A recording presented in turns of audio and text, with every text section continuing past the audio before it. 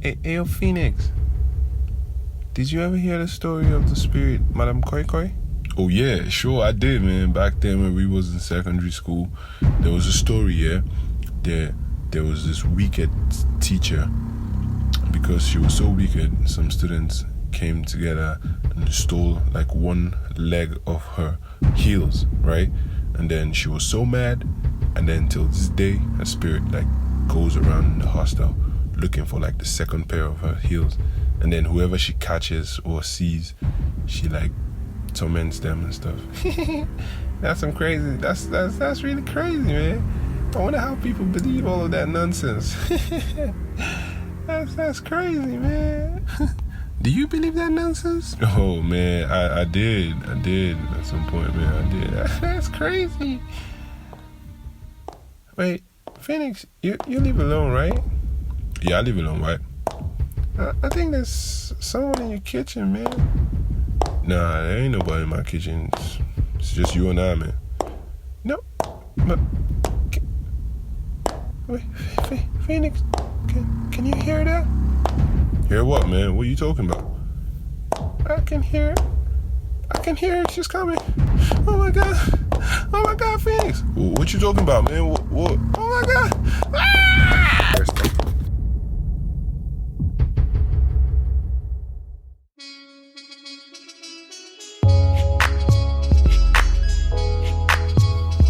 Hey, what's up, everybody? It's your boy. Shout out to Keynote for the verse I'll spit. All the bars and the notes, they are all legit. Mic check, 1 2 1 2. It's the baddest rapper coming through. Hope you're enjoying the podcast. I did it for you. Welcome aboard the Phoenix Express. Choo choo. Yo, whoever said I could not rap, did you hear my bars? Did you hear my... Okay, no, those were not my rhymes. Those were from Kino. Okay, you remember Webster, yeah? The guy I said Thunder should fire in the very first episode. Thunder PTZ is my guy. Tranquilo. Welcome aboard the Phoenix Express. Choo choo. It's your host, Phoenix, the host with the most, Holy Ghost. All right, so... You're welcome to another episode of The Talking Phoenix. On this episode, we're going to be talking stereotypes, or all these popular beliefs and stuff that we've had going on for God knows how long. You heard the intro, the Madame Koi Koi bits. Oh Lord, that thing gave me the creeps when I was in secondary school, because we had all of these stories. God, there was Madame Koi Koi, there was Gado. There was, at some point, in the girls' hostel, they were always saying things. They said they saw this two-faced, no-faced white man, whatever. It was crazy. Like, it had so many strange... There was one, they said, you know the whirlwind? Yeah. When you see a whirlwind, cover it with a basket. And then when you lift the basket, you're going to see a baby, like a newborn baby. I'm like, how? Or then, if you sprinkle holy water on it. Or, no, you sprinkle holy water on it and then flog it with koboko, you'd see blood. How do you guys make all of these things up? Or the one where they said, if you can successfully snatch the mat from a bush baby, like you make money, or he'll come and give you money for his mat, like you become rich and stuff. Bush baby with a mat. And then you hear them crying. Like, you just start hearing strange sounds from the bush, and everyone, a bush baby is crying and stuff. So I'm just always having this image of one small midget baby holding like a mat rolled up and like a walking stick just moving around. And then like that mat is like the source of his powers and stuff. What powers? God. Alright, so in this episode I'm going to be talking about some of these stereotypes that I could think of. Not necessarily about bush babies and all of that, no, but just in like general stuff and my take on them, basically. All right, so let's get into it.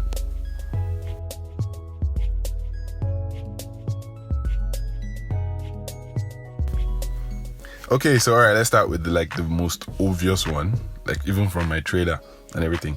They said Igbo people like money. God have mercy upon us. Yeah, one. I am Igbo. And I point of correction. I love money. I have accounts. I have savings accounts, current account, domiciliary account, whatever kind of account you want. Just if you don't want your money, if you don't want your ego, Biko, come send go do your account number. You will do the transfer. I will send you account number. Let me just keep your money for you. Do you get? Because I don't understand how you say Igbo people like money. Only Igbo people. Well, where's the lie? I am Igbo and I love money. So I'm not even going to argue that one. Please, just what I'm saying is 20, 60, 10, 54, 20. Send it to me. I will hold it for you. Thank you very much. Thanks and God bless. Bia Emeka. Biko, ogodum that connect no na China. Monke no na America. Kembe container anyị ga-atọ down nwanne. Ego ka anyị na-achọ. Ezigbo ego ka anyị na-achọ ebe nwanne. Men pasano ogbe dojo emenekwa joy nwanne. All right, so number 2, I hear a lot that Yoruba people are too loud. Bugbe, how will you say that? Why will you say that? Come off it. What's wrong with you? I was trying to do like my Yoruba, bring out the Yoruba in me, but then I don't think I have that. But then Yoruba people, look, I'm not saying Yoruba people are too loud, yeah, because I have a lot of Yoruba friends that chill and stuff. But then there are still some that, oh my God. Okay, so probably if they had said like Yoruba people don't have sense. Sorry, I'm not trying to insult anybody. It would have been a little bit easy for me to digest because of my friend Bimbo. That one is just that one's just the mumu. Like Bimbo was here in the last episode. You heard him. He said he doesn't know how to behave. So like it makes sense if they say, but we actually do have some really loud Yoruba people. Like, but then I think it's general. People, it depends on the kind of person you are. But you'd see a lot of Yoruba people who are like you can literally just hear their voice and everything. So I don't know how true that one is. I'll leave it to you guys. What do you think? Do you think that stereotype is true? As the way they say Igbo people like money, whatever you think, just let's hear your thoughts on it. Alright, I did not say anything. Yoruba people, please don't come for me. Okay, so number 3. There's also one that says people who wear glasses are smarter. Now let's wait. I have a friend that wears glasses, and this guy is an Olodo. Not Olodo, but it's just a mumu. It just doesn't have sense. It's just not a normal human being.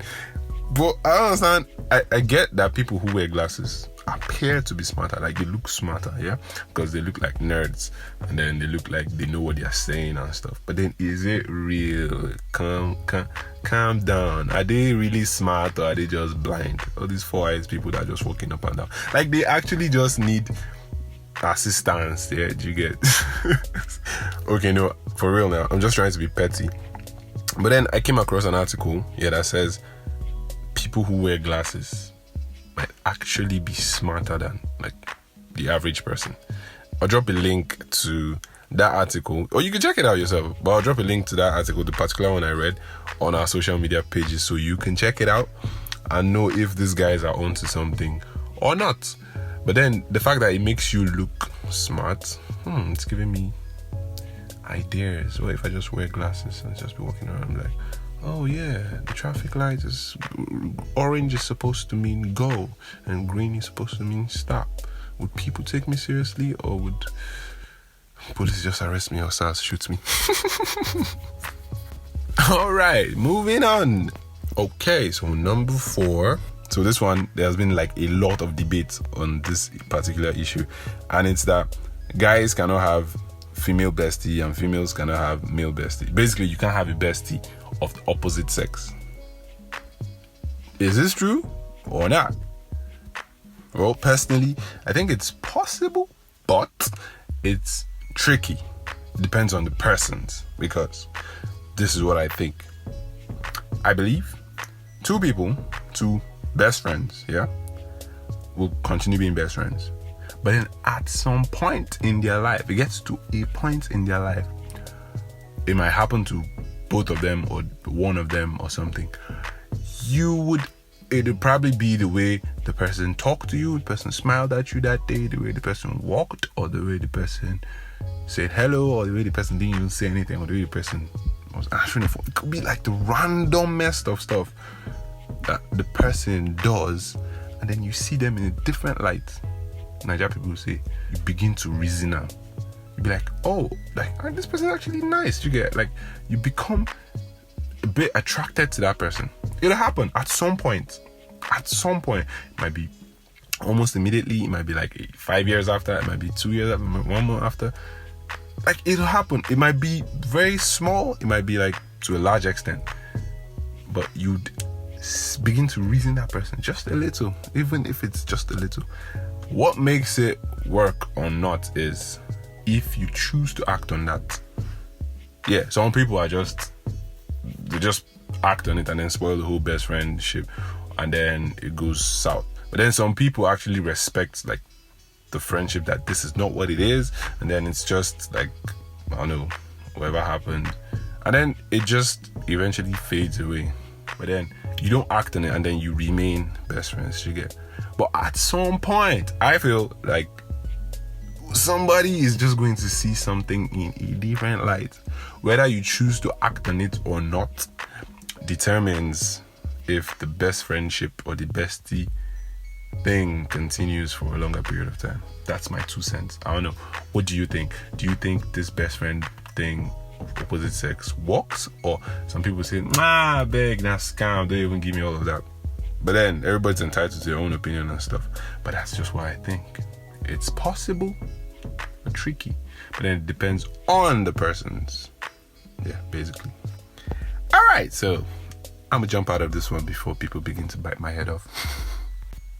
All right, so number 5 is, I hear a lot of people say creatives hate feedback. Creatives now, like people who actually create things. You have like your artists, painters, you have like your illustrators, your photographers, your musicians, your animators, your basically anybody who is into the arts of creation.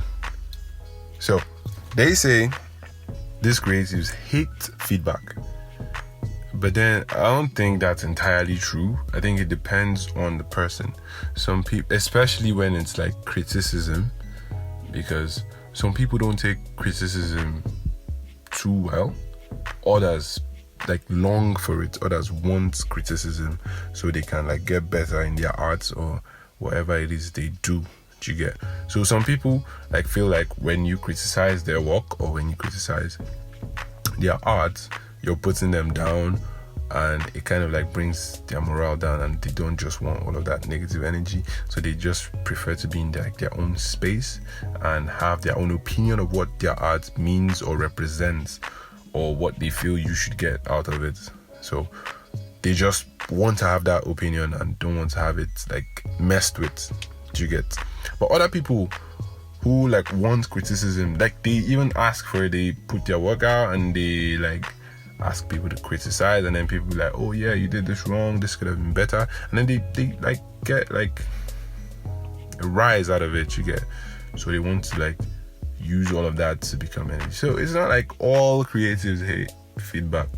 I think it depends on the person. It depends on the field as well, because some actually require criticism to like structure the art form even better. Some you just take it as it is. Yeah, something like that. It's just like poetry. Not everybody gets it. Do you get? And everybody will have like their own interpretation to a poem. I feel like if I was a poet, I wouldn't really want a lot of feedback. Well, because every poet has like a message you're trying to pass across. You get? So I feel like it carries a message. So you either get the message or you don't, or you probably interpret it in some other way, and then it doesn't make sense, so you want to like correct it. But then the person who is passing the message knows what he's trying to say to you. So basically, I don't think creatives hate feedback. I just feel it depends on the person and how well they take criticism, or how badly they take it. So, yep, that's that. Yeah, number 6. So this one is actually common on Twitter. I see it a lot on Twitter. And it says that feminism is feminine, or feminists are anti-men. And you see a lot of people who put out comments and points of views and stuff that insinuate things like this, that feminism is only for women, or that all feminists are anti-men, they hate men and whatnot. And it couldn't be any more wrong. Do you get? Because the concept of feminism is just equal rights for both men and women. Like, men shouldn't get the advantage of doing stuff just because they are men, and women can't do it because they are women. Do you get? Whatever a man can do, a woman should be able to do it. Like, there shouldn't be any gender barriers to it. That's basically what feminism is fighting for and all about. But then some people who like get the message wrong and all of that just blow things out of proportion, and then we start hearing things like, feminism is always only for women, and feminists are anti-men, they hate men, they want to be treated like men, or it's just equal rights, my G. And then when you keep saying things like feminism is only for women, or it's feminism is feminine, you begin to even make guys or men who actually are pushing for this equal rights thing to begin to like not want to stand with it, because you're trying to give it like another agenda, like it's against them and stuff. So please just try not to confuse the people who are like standing on the right side. Feminism is just equal rights for men and women, and that is what we should all be about. Capish? All right, number 8. Okay, I have 2 from the church scene, and this is one of them. And this one says, choir people are the most possessed set of human beings in the church. And this one is true. Like, I don't even want to know what anybody wants to tell me. All my life growing up in church, from small till my FCS days in secondary school and all of that, anytime they're praying for people and they're doing deliverance and all of that, it's always choir people that used to fall. Anytime anointing start flowing like this, you see them, they'll start doing 360, start speaking all their marine water language and all and all of that. All the deliverance, like, I want you to check it, yeah? Like, from when you were little, and like, and you just check whenever they're doing like deliverance and all of that, all these choir people, yeah, let me not just say anything, but then it is what it is. Like, I don't know how, if I'm the only one who like notices these things. For real, I'd like to hear what you guys think about these things. But this choir one, I am particular about it because in FCS, my secondary school days, it happened a lot. And then also, like, well, yeah.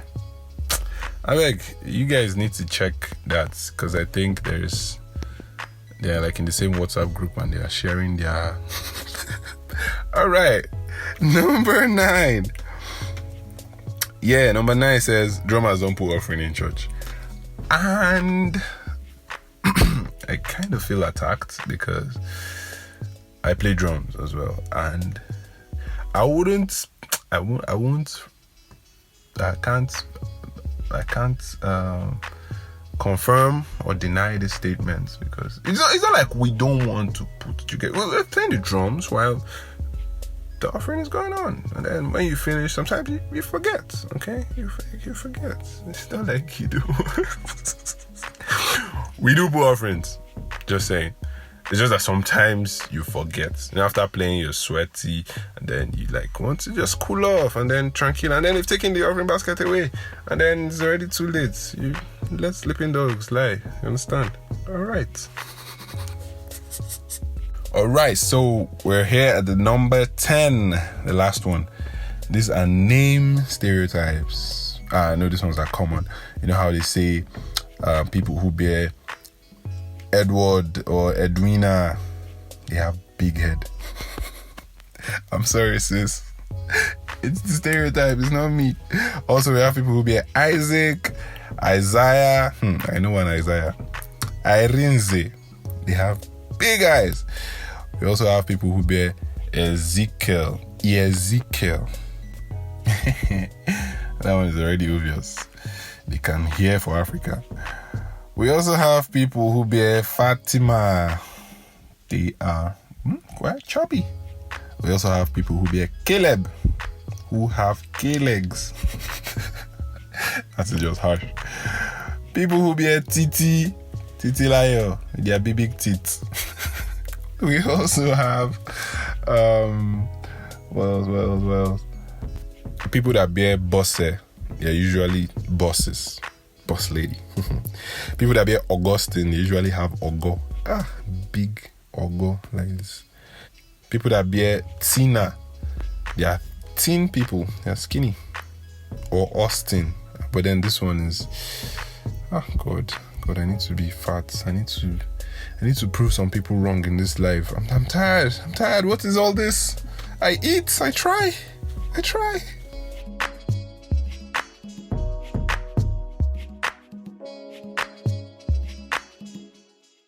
All right, so there you have it. The stereotypes I could think of at the moment. Let me know what you think. Do you agree with this or do you not agree with them? Is there anyone I missed out on or am I right? But definitely there are lots more that I didn't talk about. Let me have your ideas. Just drop down in the comment section, on social media, wherever, whichever one I missed out on. Basically, the one about short people being angry, well, no comments. But then the one where they say smart people who wear glasses appear to be smarter. That one might be true. It might be true because there's this really smart lady I know. Oh, she's actually very smart. And then she wears glasses. Could that be? Alright, so let me know what you think, basically. Don't be a stranger. Join the conversation on social media. On Twitter, it's at DTalkingPhoenix. D, the letter D, TalkingPhoenix. That is it for Twitter, Instagram, and Facebook. Or you can check out your host. On Instagram, it's 00_Phoenix. On Twitter, it's 00Phoenix. All right, thank you so much for making it out to this place. And shout outs to Webster Kino for the verse, the monster verse in the intro part. And catch y'all on the next episode. Peace out.